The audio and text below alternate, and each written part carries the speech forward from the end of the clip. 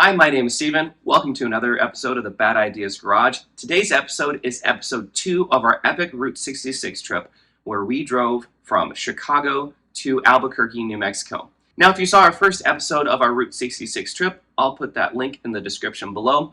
You heard that I drove when I was a kid from California to New Mexico with my parents in various different road trips over the years. Earlier this summer, we decided, my parents and I, why don't we just finish up the rest of Route 66? So that's exactly what we did. We flew to Chicago from here in Oregon, and we drove from there to Albuquerque, New Mexico. Today's specific episode is from St. Louis, Missouri to Oklahoma City, Oklahoma, and we just had a fabulous time. These videos are great if you want to learn some tips and tricks about what to do if you decide to drive the Mother Road yourself, and shares some of our memories along the way. As always, thank you for watching our videos. Like and subscribe below, hit that bell, you'll get a notification for our third video when it comes out, and we appreciate you watching. Enjoy.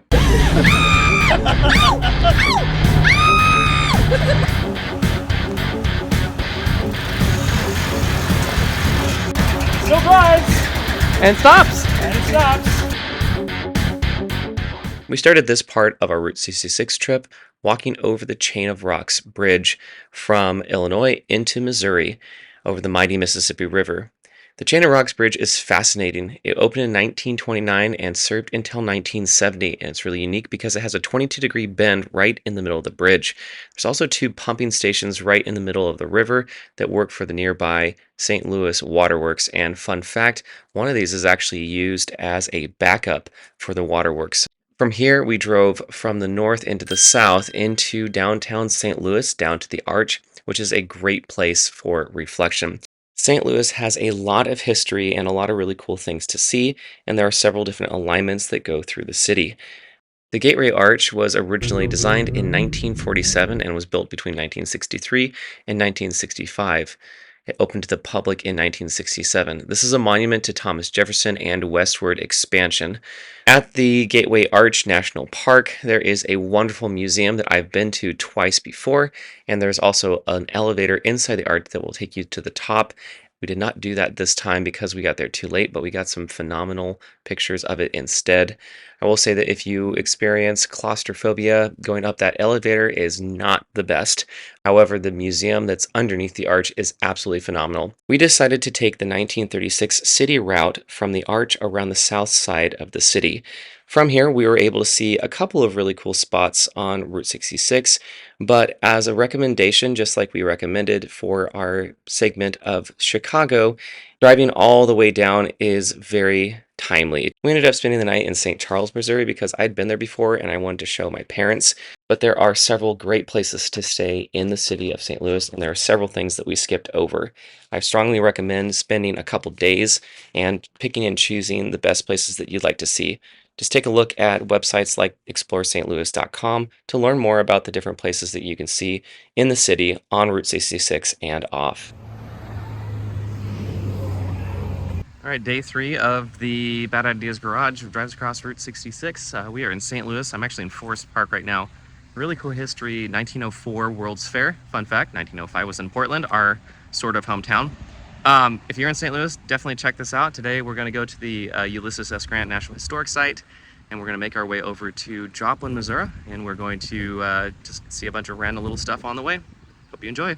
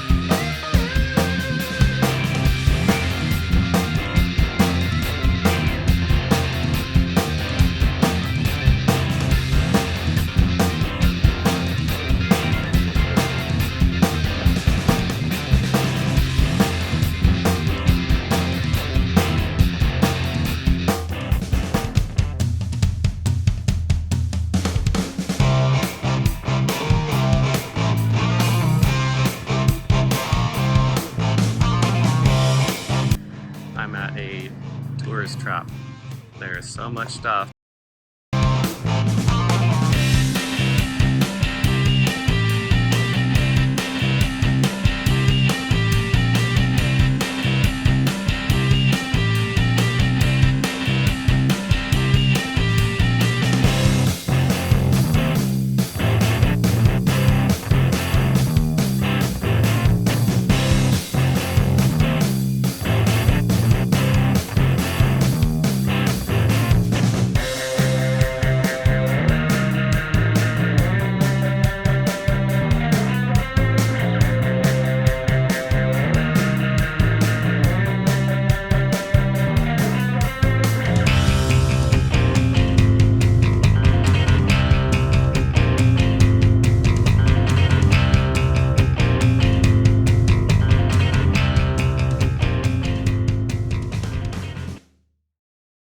There are lots of things to see across Missouri, and here are a couple highlights.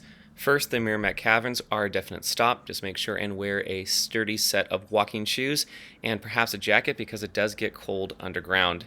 From there are lots of different alignments across the state. Some of my favorites were around Devil's Elbow. There's a 1943 alignment that looks very historic. It's a little bumpy, but it looks very well preserved. Around Spencer, Missouri, there's also a really cool Phillips 66 gas station. In addition to that, stop at Uranus. I know it sounds silly, but it's a really cool tourist trap, and there are lots of really funny puns, and I'm a pun master, so I fit right in. And finally, give yourself some extra time to explore the downtowns of Carthage and Webb City. Both of these downtowns were absolutely well preserved and fantastic. We got through those towns really late at night, and I wish that we had more time to explore both of those before we got to Joplin.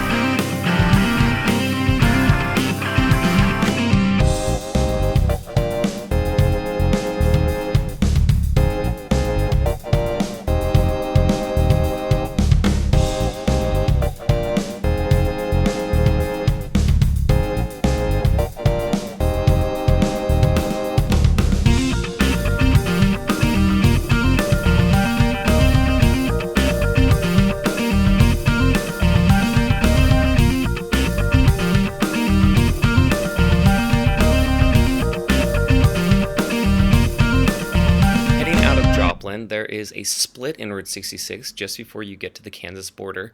We recommend heading to the northerly alignment of Route 66 here. On the map, you'll see it as Old Route 66 Boulevard. This will take you to the north part of Galena. Galena is a wonderful little town with a really cute main street. It reminds me of Radiator Springs from the movie Cars, especially because at the north part of Galena, there's a filling station that has some cars that look like they're from that movie. Coming down the main street, we recommend stopping at as many little shops as possible. They are all wonderful. One place that we recommend stopping is called Gearhead Curio. We recommend stopping here if you are gearhead or not. It was in restoration when we were there, and it was absolutely wonderful. Heading out of Galena, the one other thing that we saw in Kansas, it's just 13.2 miles across the state, is what's called Rainbow Bridge. It's a very historic bridge, and it's a nice place to stretch your legs and to see an older alignment of Route 66.